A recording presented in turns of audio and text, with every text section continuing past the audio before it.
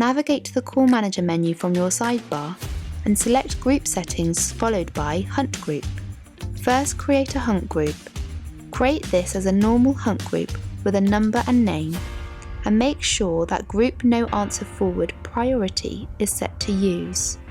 Enter the desired extensions onto the hunt group using the Members tab at the bottom of the page. Next, create a shared line from the Call Manager menu in the sidebar. This just needs to be a blank shared line with no members as per this example. Create a second hunt group.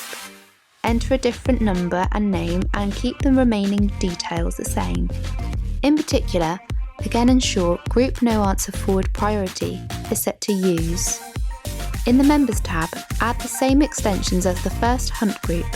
This time also add the shared line you have just created.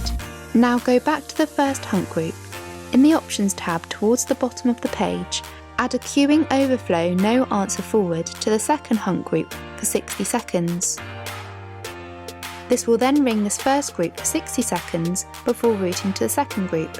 If required, within the second hunt group, you can then repeat the process with a different shared line. In the Options tab, set an overflow to a third hunt group that again has the same members and the different shared line added. This process can be repeated up to 10 times.